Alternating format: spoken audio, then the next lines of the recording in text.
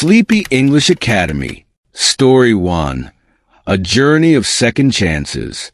I never thought my life would change so drastically after the age of 35. I was settled in my routine, working the same 9-to-5 job, spending weekends with friends, or occasionally traveling when I could. But life has a funny way of surprising us, especially when we least expect it. It all started on a typical Monday morning, the kind where you wake up wishing it were still the weekend. My alarm went off at 6:30 a.m., and after a quick shower and breakfast, I grabbed my work bag and headed out. I lived in a small town just outside the city, so my commute was a peaceful half-hour drive through the countryside. That particular morning, however, I decided to stop by the local cafe, something I rarely did. I needed a change of pace, something different to shake off the monotony of my everyday routine. As I entered the cafe, the smell of freshly brewed coffee hit me, instantly waking me up. The place was quiet, with only a few customers scattered across the tables. I ordered my usual, a cappuccino with extra foam, and sat by the window, watching the world go by. I had about 10 minutes before I had to leave for work, but I wasn't in a rush. That's when I noticed her. She was sitting in the corner, reading a book, completely absorbed in her world. Her long dark hair fell over her shoulders, and she looked so peaceful, so content. There was something about her presence that intrigued me, a quiet confidence that made me want to know more. Without thinking, I stood up and walked over to her table. "Excuse me," I said, feeling slightly awkward. "I hope I'm not interrupting, but I couldn't help but notice you're reading To Kill a Mockingbird. It's one of my favorite books." She looked up, surprised but not offended. A small smile played on her lips. "It's one of mine too," she replied. "I read it every year. Something about it just speaks to me." And that's how it began.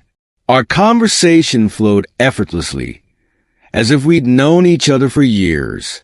Her name was Sarah, and she had recently moved to the town, looking for a fresh start after a difficult few years.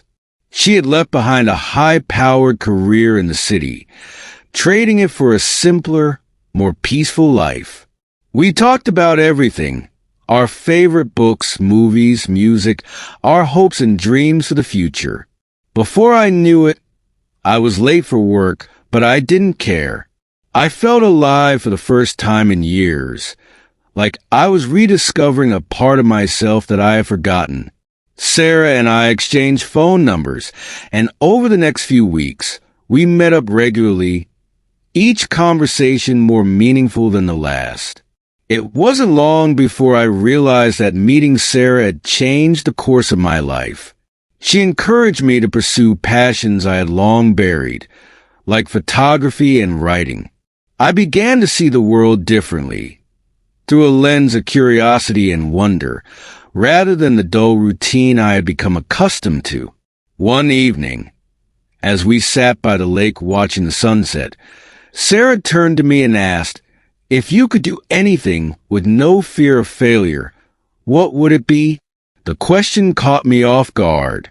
I had spent so much of my life playing it safe, doing what was expected of me, that I had never seriously considered what I truly wanted. After a long pause, I answered, "I think I'd travel the world and take photos. Capture the beauty of life in different cultures, different places." Sarah smiled. "So, why aren't you doing it?"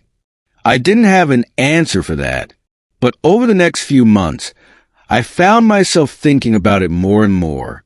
The desire to break free from my safe, predictable life grew stronger each day, and with Sarah by my side, I started making plans. I saved up as much as I could, sold my house, and quit my job. A year later, I found myself in a small village in Italy, camera in hand, photographing a local festival. The vibrant colors, the energy of the people, the music.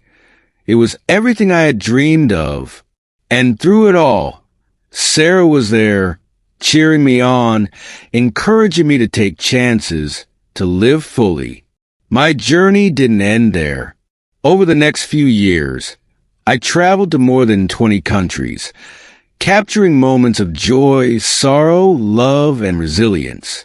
Each photograph told a story, a piece of someone's life that I was privileged to witness. Looking back now, I realize that my journey wasn't just about seeing new places or taking beautiful photos. It was about rediscovering myself, about finding the courage to live authentically and fully. Sarah had shown me that life is too short to settle for anything less than what truly makes us happy. And as I lie here in bed tonight, telling you this story, I hope it inspires you to ask yourself the same question Sarah asked me. If you could do anything with no fear of failure, what would it be? Whatever your answer is, don't be afraid to go after it, because sometimes the most unexpected moments, like a chance encounter in a cafe, can lead to the most incredible journeys of your life. End of story 1. This story combines real-life elements with personal transformation, making it engaging for adult listeners seeking both relaxation and inspiration. Story 2. The Unexpected Reunion. It had been 10 years since I left my hometown. I never imagined I would return, let alone for my high school reunion. But there I was, standing outside the old community hall, staring at the familiar brick building that held so many memories, good and bad. I wasn't exactly thrilled about seeing everyone again, especially after I had built a completely different life for myself in another city, but curiosity got the better of me. I pushed open the door and walked inside. The sound of laughter and chatter filled the air, and for a moment, I felt like I had stepped back in time. The decorations were simple: balloons, streamers, and a banner that read Class of 2014 Reunion. It was strange to think that a decade had passed. I felt like a completely different person, and I wondered if anyone else had changed as much as I had. I scanned the room, recognizing a few faces.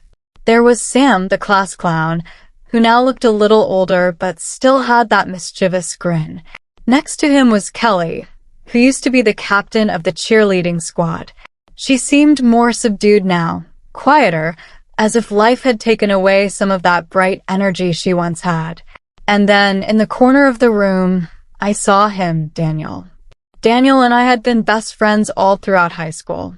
We were inseparable, spending every moment together.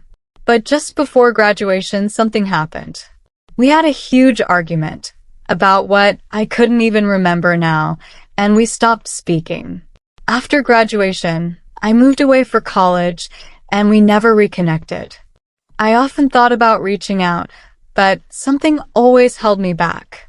Maybe it was pride, maybe it was fear of what I might hear. And now, there he was, standing just a few feet away, talking to a small group of people.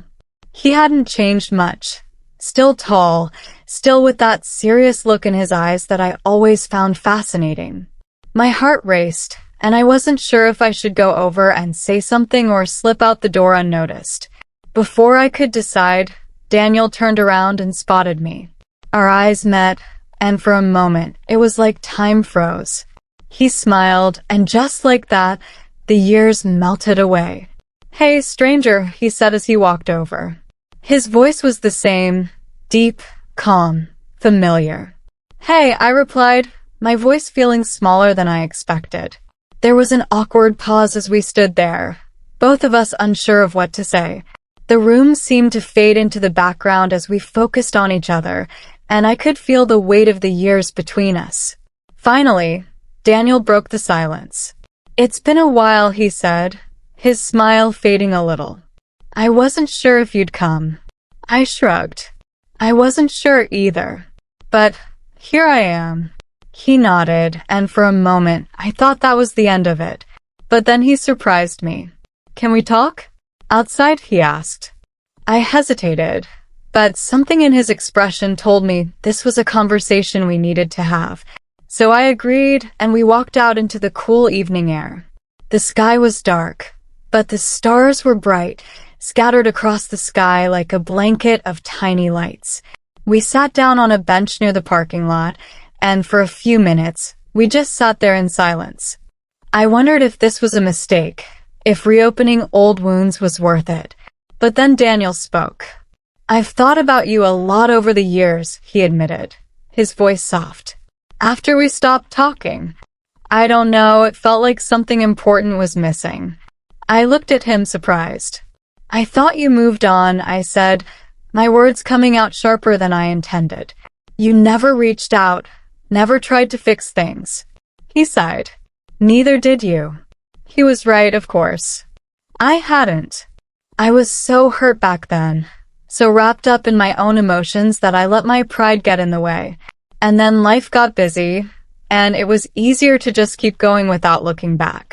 "I'm sorry," I said, the words feeling heavy, "for everything, for not reaching out, for letting things end the way they did." Daniel looked at me, and for a moment, I saw the same look he used to give me when we were younger, filled with understanding, with kindness. "I'm sorry too," he said. "I should have been a better friend. I should have fought harder to keep you in my life." We sat there for a while, letting the weight of the past hang between us. But as the silence grew, so did a sense of peace. It was strange. Talking to Daniel again felt both familiar and new. The years had changed us, but in some ways, we were still the same people who had shared so much. As the night wore on, we talked about everything. Our lives since high school, the people we had become, the things we had lost and gained. It felt like we were finally saying the things we should have said years ago. By the time we got up to leave, I felt lighter, like a burden I didn't even realize I was carrying had been lifted. Daniel walked me to my car, and before I got in, he stopped me. "Listen, I know we can't go back and change the past," he said, "but maybe we can start again. Be friends. See where life takes us this time." I smiled, feeling a warmth I hadn't felt in a long time. "I'd like that," I said. And just like that, the chapter that had remained unfinished for so long finally found its conclusion.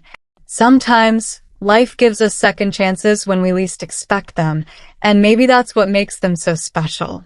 They remind us that it's never too late to reconnect, to heal, to find our way back to the people who matter.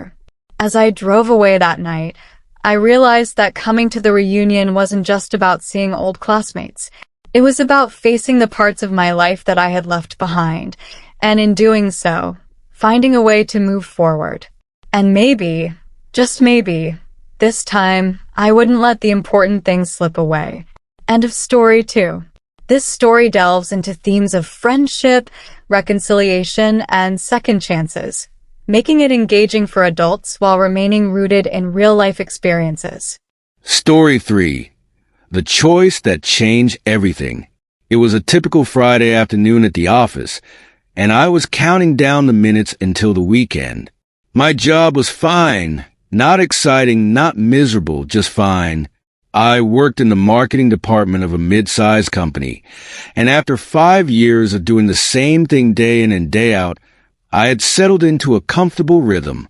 But comfortable doesn't always mean fulfilling. As I stared at the clock, waiting for 5 p.m., my phone buzzed. It was a message from an old college friend, Lisa, whom I hadn't spoken to in years.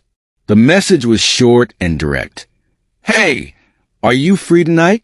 Need to talk. It's important." Curious, I responded, and we made plans to meet up at a cafe downtown. Lisa and I used to be really close, but after graduation, life took us in different directions. I pursued my career in marketing, while Lisa jumped into the world of entrepreneurship. She had always been the risk taker, the one who dreamed big and didn't hesitate to go after what she wanted. I admired that about her. even if it made me feel a little like I was playing it safe in comparison. After work, I headed to the cafe, wondering what could be so important. When I arrived, Lisa was already there, sitting at a corner table, looking more serious than I'd ever seen her. Her normally cheerful demeanor was replaced with a look of deep concentration, as if something was weighing heavily on her mind. "Hey, what's going on?" I asked as I sat down. She gave me a tight smile. "I'm sorry to just drop this on you, but I've been thinking about something for a while, and I wanted to run it by you." I nodded, intrigued. "Sure, what's up?" Lisa took a deep breath before speaking. "I've been working on a new project, something big. It's a startup idea I've been developing for the past year, and I want you to join me." I blinked, caught off guard. "Me? Why?" She leaned forward, her eyes intense. "Because you're smart, you're creative, and I know you've been looking for something more. We used to talk about starting something together back in college. Remember? This is it, the opportunity we always talked about." I sat back in my chair, trying to process what she was saying. Lisa was right. We had always dreamed of building something from the ground up, but that was back when we were younger, more idealistic. Now, I had a stable job, a steady income, and a routine that, while not thrilling, was predictable and safe. "What kind of startup?" I asked cautiously. She smiled, clearly excited about the idea. "It's a platform for freelancers, a place where they can connect with clients, but with a twist, built-in mentorship programs and workshops to help them grow their businesses. It's not just a gig economy platform. It's a community for freelancers to develop and thrive. I've got some investors interested, but I need a partner I trust. Someone who understands marketing and business. Someone like you." I stared at her, my mind racing. On one hand, this sounded like the kind of opportunity that doesn't come around often. On the other hand, it was risky. Leaving my job, starting from scratch, and jumping into the unknown. "I don't know, Lisa," I said slowly. "This is a huge decision. I have a stable job." She cut me off. "I know, and I get it. But think about it. You're not happy. You've told me before that you feel stuck, like you're just going through the motions. This is your chance to break out of that, to do something that matters. And I'll be with you every step of the way." Her words hit me harder than I expected. I had been feeling stuck for a long time, but I had never said it out loud. How did she know? "I need time to think about it," I finally said. Lisa nodded. "Of course. Take the weekend. But don't take too long, because this opportunity won't wait forever." I left the cafe feeling unsettled. I had never been one to take big risks, and the idea of leaving my job terrified me. But at the same time, a part of me was excited, curious about what could happen if I said yes. I spent the entire weekend thinking about it, weighing the pros and cons, stability versus excitement, safety versus opportunity. By Sunday night, I still didn't have an answer. I had talked myself into and out of the decision a dozen times. I was about to text Lisa and tell her I couldn't do it when I stopped. I asked myself a question I hadn't considered before. What if I never take a chance? What if I spent the rest of my life playing it safe, staying in my comfort zone, never knowing what I could have accomplished if I had just been brave enough to try? The thought scared me more than quitting my job ever could. On Monday morning, I walked into my boss's office and handed in my resignation. The next few months were a whirlwind. Lisa and I worked day and night to get the startup off the ground. It was stressful, exhausting, and full of uncertainty. But for the first time in a long time, I felt alive. Every day was a new challenge, and I was learning more than I ever had in my corporate job. We launched the platform 6 months later, and to our surprise, It took off faster than we had anticipated. Freelancers from all over the country started joining, and the community we had envisioned began to take shape. It wasn't easy, and there were plenty of sleepless nights. But I didn't regret my decision for a second. Looking back now, I realized that taking that leap was the best thing I ever did. It wasn't just about starting a business. It was about reclaiming my life, about refusing to settle for less than what I wanted. Sometimes, the hardest choices are the ones that change everything.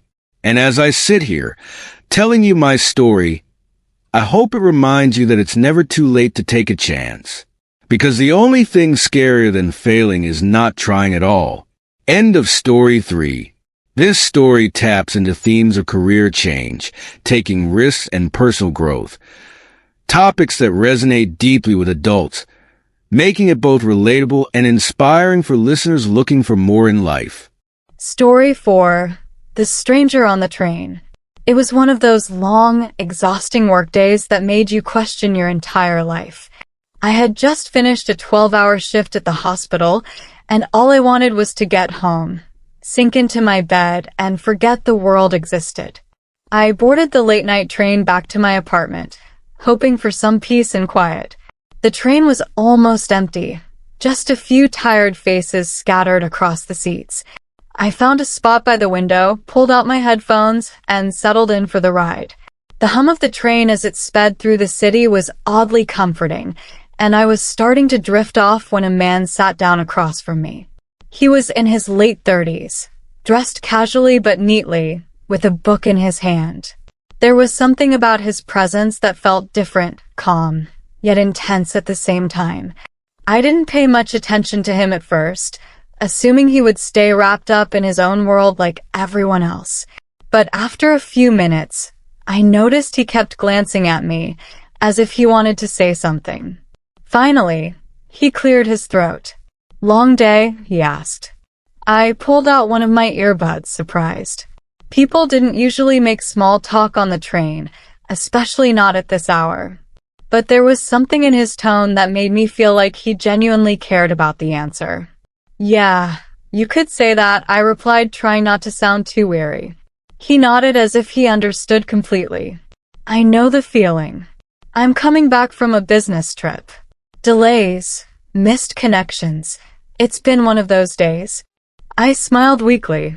"Seems like everyone's had a rough day." There was a brief pause before he spoke again, his eyes scanning the nearly empty train car. "Funny thing is, days like this always make me think. You know, about life, the choices we make, and the people we meet along the way." I didn't know where this conversation was going, but I found myself intrigued. His voice had a calmness that was almost soothing, and there was something about the way he spoke that made me feel like I wasn't just having a casual chat with a stranger. There was more to this encounter. "What kind of choices?" I asked, leaning into the conversation despite my exhaustion. He looked down at the book in his lap for a moment, as if considering his next words carefully. "Well, for one, the choice to keep going down the same path or to take a chance and do something completely different." That hit me harder than I expected. Lately, I'd been questioning my own life choices, whether I was in the right career, whether I was really happy, or if I was just coasting through life because it was easier than making a change. It was strange how this random stranger seemed to touch on exactly what had been weighing on my mind. "I've been thinking about that too," I admitted. "It's hard though. You spend years building something, and then one day you realize it might not be what you really want." He nodded, his expression thoughtful. "Yeah, but sometimes we stay because it's comfortable. We're afraid of what might happen if we step into the unknown." I looked at him more closely, wondering what his story was. There was a depth to his words that made me think he had faced some tough choices of his own. "What about you?" I asked. "Have you ever made a choice like that?" He smiled, but it was a bittersweet smile. "Once, a long time ago. I was in a job that paid well, but it was soul-crushing. I knew I wasn't happy, but I stayed because I didn't want to risk losing everything I had worked for. Then, one day, something happened that made me realize I couldn't keep living like that. What happened? I asked, genuinely curious now. He hesitated for a moment before answering, his voice quieter. I lost someone close to me. It was sudden. One day they were there, and the next they were gone. It made me realize how short life is. How we waste so much time on things that don't really matter. I felt a lump form in my throat. I didn't know this man, but I could feel the weight of his words, the pain behind them. So what did you do? I asked softly. I quit, he said simply. I left the job, sold my apartment, and spent a year traveling. It was terrifying at first, not knowing what I would do next. But it was also the most freeing experience of my life. I learned more about myself in that year than I had in the previous 10. I sat back, letting his words sink in. It was rare to hear someone speak so openly about such a personal experience, especially to a complete stranger. But his story resonated with me deeply. Do you regret it? I asked, almost afraid of the answer. He shook his head. Not for a second. It wasn't easy, but it was worth it. Life has a way of working out when you follow what really matters to you. I didn't know what to say. Part of me wanted to pour out my own worries, to tell him how I'd been feeling stuck in my career, unsure of whether I had the courage to make a change. But the train was nearing my stop, and our conversation was coming to an end. As the train slowed down, the man stood up, giving me a small nod. It was nice talking to you. Sometimes, a conversation with a stranger is exactly what we need to remind ourselves of the bigger picture. Yeah, I said, standing up as well. Thanks for the conversation. It was unexpected. He smiled again, that same bittersweet smile. Take care. And remember, sometimes the hardest choices are the ones that lead to the most important changes. With that, he stepped off the train, disappearing into the night. As I walked home, his words echoed in my mind. I didn't know who he was or where he was going, but somehow, our brief encounter had changed something in me. It made me realize that maybe, just maybe, it was time for me to make a choice of my own. End of story 4. This story explores the power of chance encounters and how the wisdom shared by strangers can sometimes trigger profound self-reflection. It's a relatable, introspective story about life choices and personal growth, perfect for adult listeners. Story 5. The Cafe That Never Changed. Every Saturday morning, for the past 5 years, I had the same routine. I would wake up, go for a short run, and then head to my favorite cafe for breakfast. It wasn't anything special, really, a small, tucked-away place on a quiet street corner with mismatched furniture and old records playing softly in the background. But that was exactly why I loved it. In a world that was always changing, always moving too fast, this cafe never did. The staff knew me by name, and they knew my order by heart. A cappuccino and a toasted croissant with strawberry jam. It was a little ritual that brought a sense of stability to my chaotic life as a corporate lawyer. I wasn't unhappy with my career, but I often felt like I was running on autopilot, working long hours, meeting deadlines, and navigating the never-ending hustle. The cafe was my one moment of calm in an otherwise frantic week. That particular Saturday morning, as I stepped inside, I noticed something different. A new face behind the counter. She looked to be in her early 30s with short, curly hair and bright eyes. I'd never seen her before, and I wondered if she was just filling in for one of the regulars. As I waited in line, she greeted the customers ahead of me with the kind of warmth that immediately puts people at ease. When it was my turn, she smiled at me like she had known me forever. Good morning. What can I get you today? I hesitated, feeling oddly off balance. A cappuccino and a toasted croissant with strawberry jam. Her smile widened. Coming right up. You must be a regular. Yeah, I said, glancing around the familiar cafe. "I come here every Saturday." "That's great," she said as she started preparing my order. "I'm new here, but I've heard this place has a lot of loyal customers." I nodded, but something about her words stuck with me. I'd never thought about why I kept coming back. Sure, the coffee was good, and the atmosphere was cozy, but was that it? Was it just habit? As I sat down with my cappuccino and croissant, I found myself watching the new barista as she worked. She was quick and efficient, but she took her time with each customer, chatting with them, asking about their day. It was different from the usual hurried service I was used to, where everyone just ordered, paid, and left. I was halfway through my breakfast when she approached my table with a fresh cup of coffee. "Here you go on the house," she said, placing it in front of me. I looked up, surprised. "Oh, thanks. But I didn't order another coffee." She smiled. "I know. I just thought you might like to try something different today. It's a new blend we're testing out." I stared at the cup, unsure of how to respond. I wasn't one for spontaneity, especially when it came to my Saturday morning routine. But there was something about her easygoing manner that made it hard to refuse.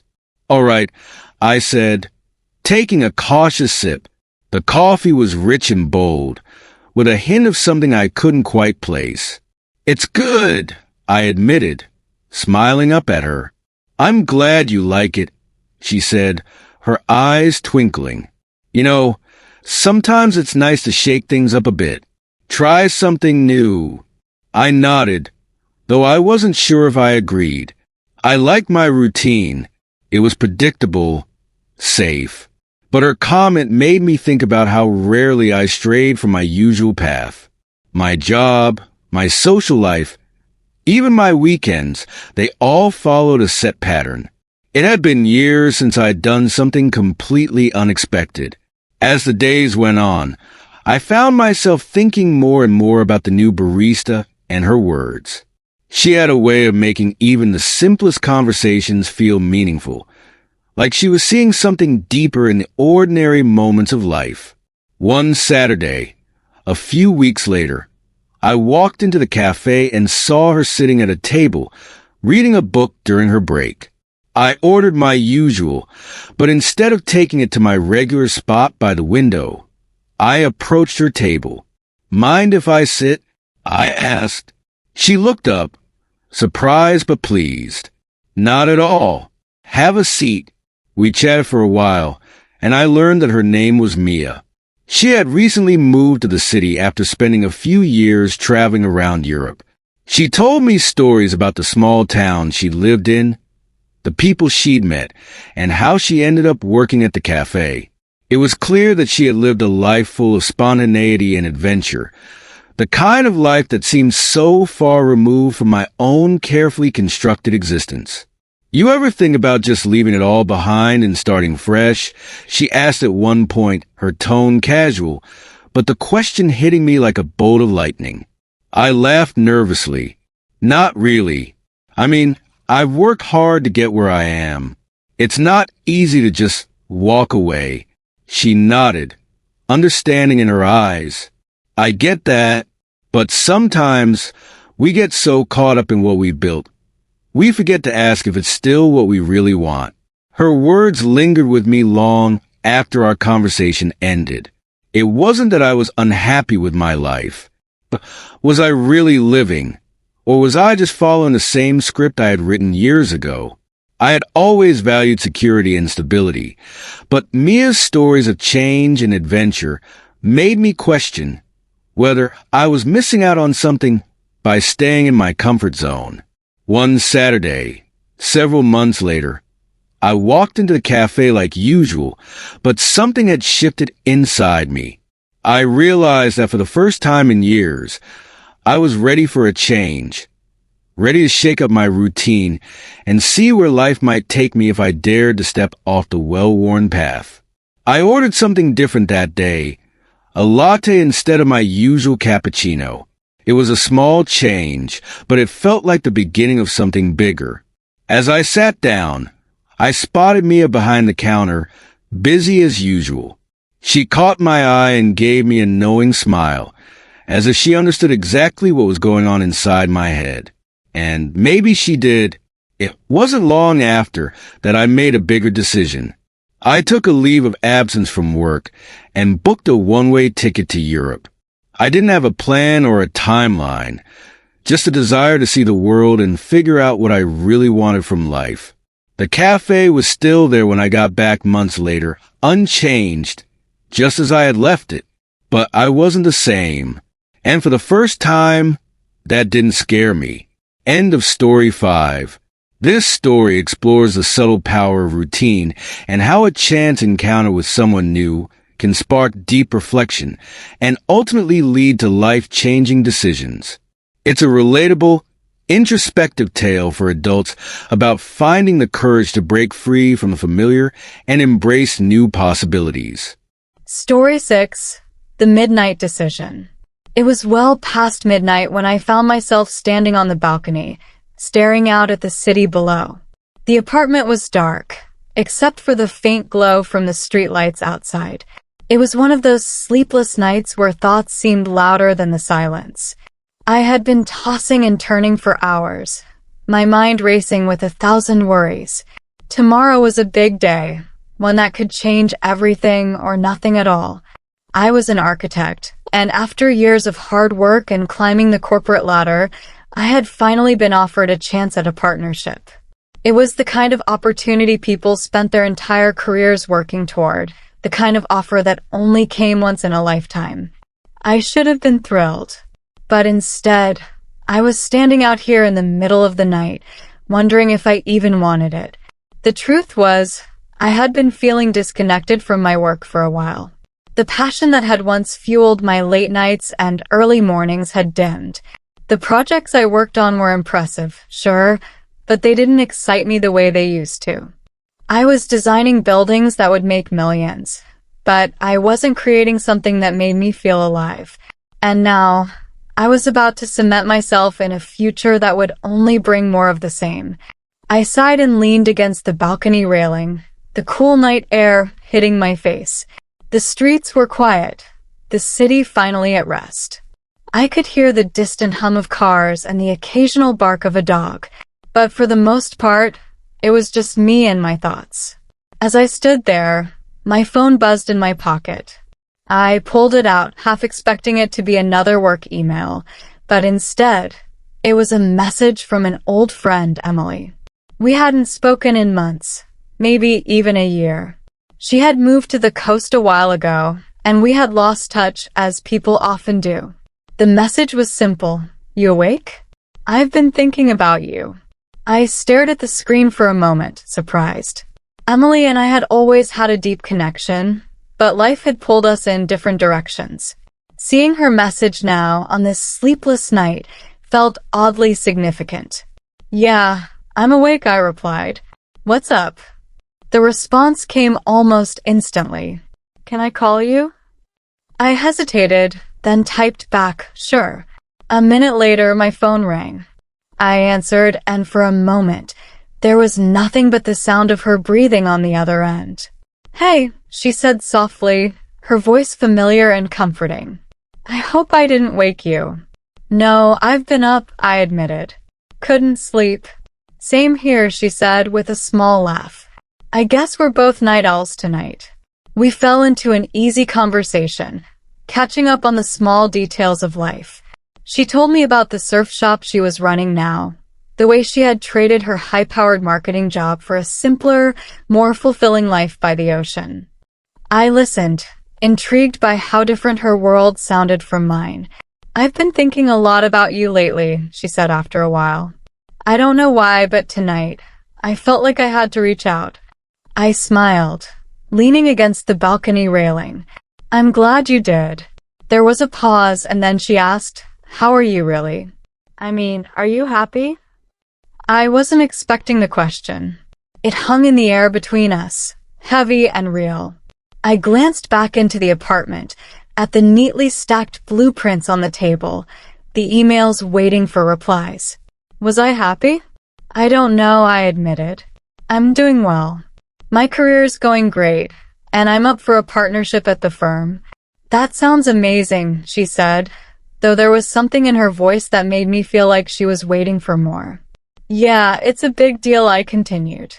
But honestly, I don't know if it's what I want anymore. She was quiet for a moment, then said, "It's funny how life works, isn't it? You spend years chasing something, and when you finally get it, you realize it might not be what you really need." Her words hit me hard. I had been so focused on achieving the next goal, the next promotion, the next project, that I hadn't stopped to think about whether those things were still making me happy. "What about you?" I asked. "You left everything behind to start over. Do you ever regret it?"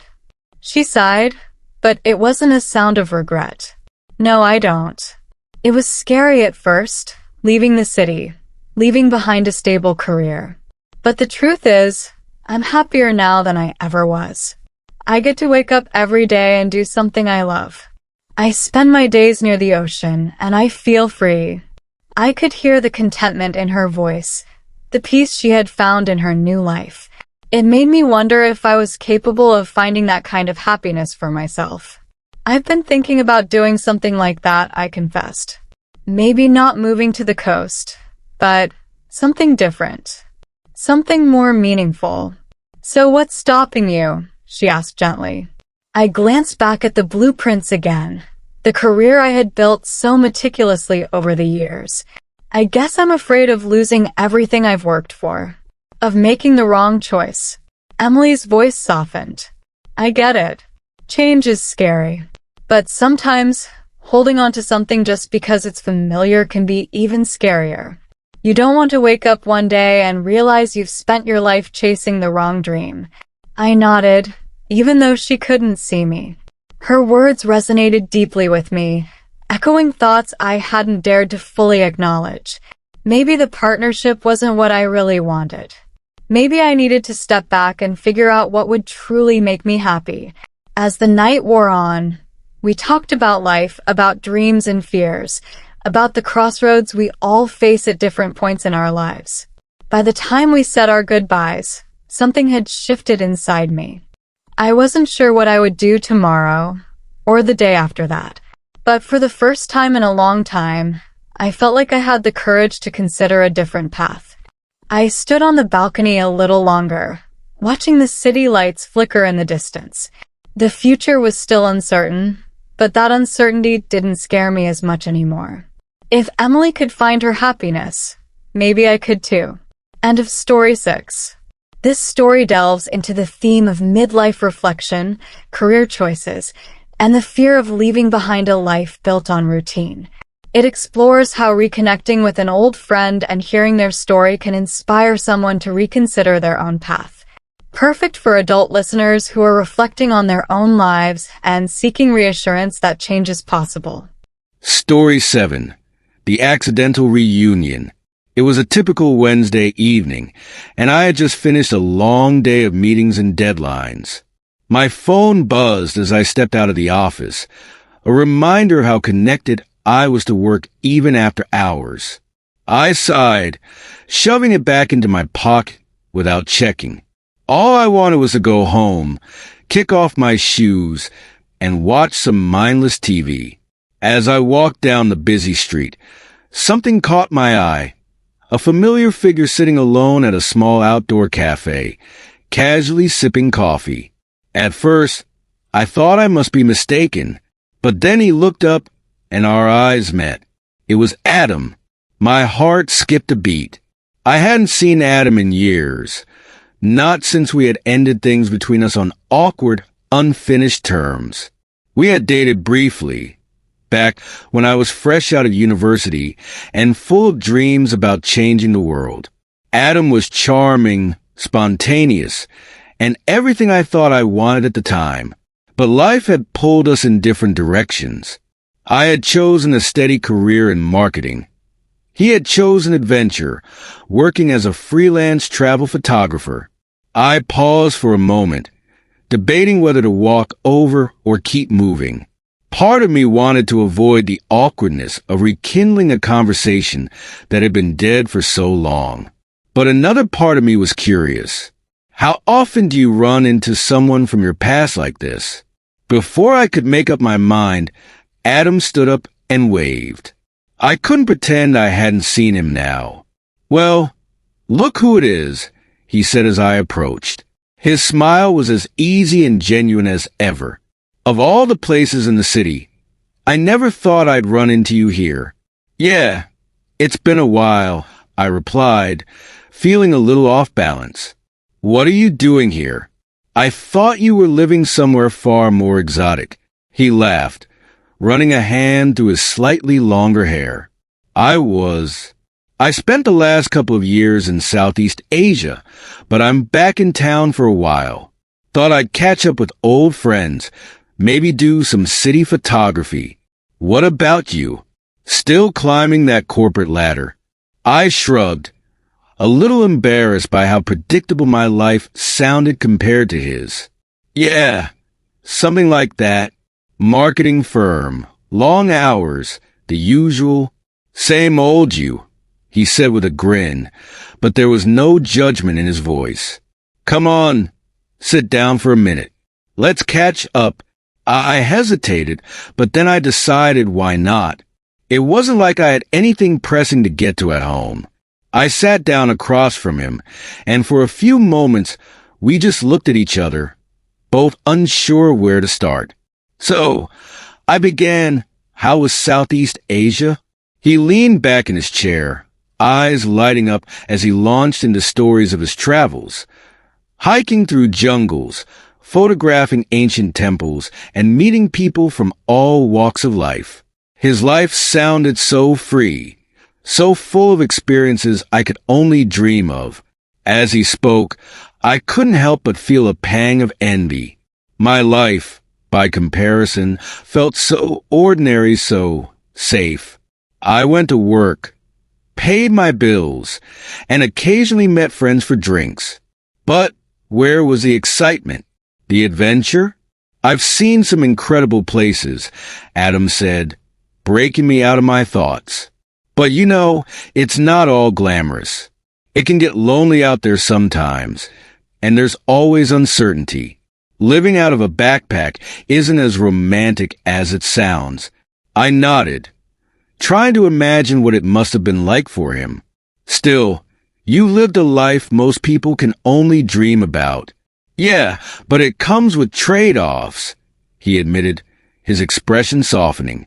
"Sometimes I wonder what it would have been like if I'd stayed here, settled down a bit, had something more stable." His words surprised me.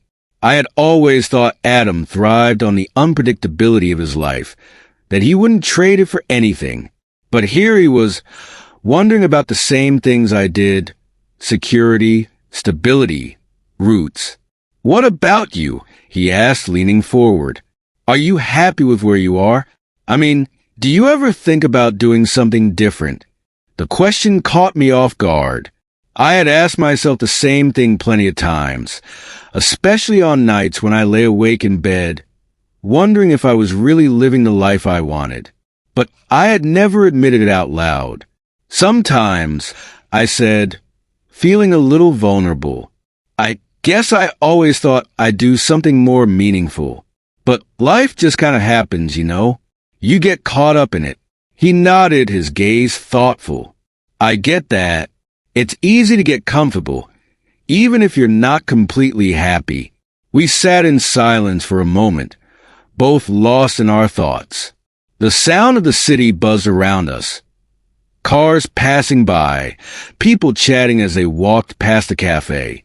But in that moment, it felt like it was just the two of us, caught between our past and our present. "I don't regret the choices I made," Adam said softly. "But sometimes I wonder if I should have fought harder to stay. For us." His words hung in the air, and for the first time, I let myself really think about what had happened between us. We hadn't ended things because of a fight or a falling out. It was more like we had drifted apart, each pursuing our own version of what we thought life should be. But now, sitting across from him. I couldn't help but wonder if things could have been different. I wonder that too, I admitted. But maybe we needed to go our own ways to figure ourselves out. He smiled, a little sadly. Yeah, maybe. We talked for another hour, catching up on the years we had missed, reminiscing about the old days, and laughing at how much we had both changed and yet stayed the same.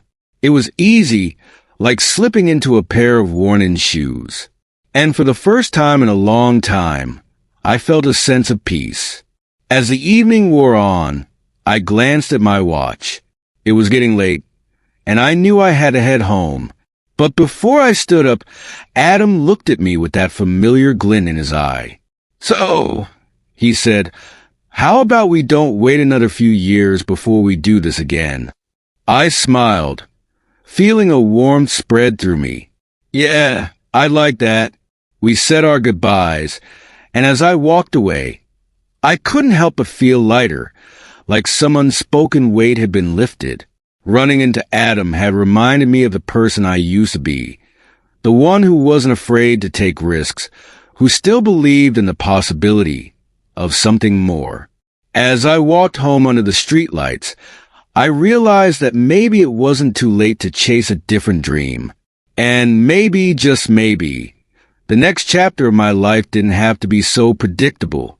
End of story 7. This story explores the theme of reconnecting with someone from the past and reflecting on the paths life takes us on. It delves into the tension between the desire for stability and the longing for adventure, making it a thought-provoking tale for adult listeners who might find themselves at a crossroads in their own lives. Story 8. The Empty Nest. The house was eerily quiet.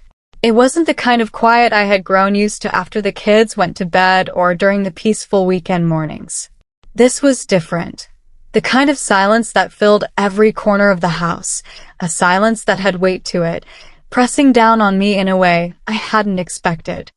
I stood in the middle of the living room, glancing at the framed photos on the wall. There was one of Josh at his high school graduation, beaming with pride as he held his diploma. Another of Lily, smiling her big, toothy grin as she balanced on her bike for the first time. And, of course, the family picture we had taken during our last holiday trip together.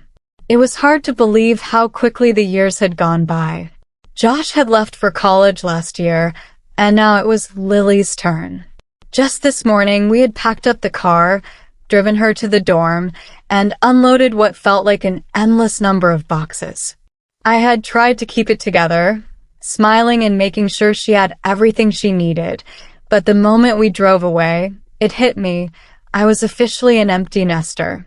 For the first time in over 20 years, the house wasn't buzzing with the noise of teenagers, homework discussions, or the chaos of getting everyone out the door in the morning. It was just me and my thoughts. I wandered into the kitchen, mechanically reaching for the tea kettle. I wasn't even sure I wanted tea, but I needed something to do with my hands, something to occupy the growing sense of loneliness that was creeping in. As the water boiled, I leaned against the counter, staring at the calendar on the wall. It was filled with reminders of dentist appointments, soccer practices, and parent-teacher conferences, none of which mattered anymore. My phone buzzed on the counter, and I glanced at it, expecting another email or some notification I could ignore. Instead, it was a message from Karen, my best friend since high school. "How are you holding up?" I stared at the screen for a moment before typing back. "It's weird. I don't know what to do with myself." A few seconds later, her reply came. "I get it. When Emily left for college, I felt the same way. You just have to give it time. Want to meet for coffee tomorrow?" I smiled, grateful for the offer. Karen had always been there for me, through every stage of life, marriage, motherhood, and now, this strange new chapter. But still, there was something about being alone in the house that felt unsettling, like I didn't quite know who I was without the constant role of being a mother. As I poured the hot water into my mug, the front door opened, and I turned to see Tom walking in. He looked just as tired as I felt, but He gave me a small smile as he set his briefcase down. "How was work?" I asked, trying to sound casual, though I knew he could see through me. "It was fine," he said, crossing the room to give me a quick kiss on the cheek. "How are you doing?" I shrugged, not sure how to put my feelings into words. "It's quiet."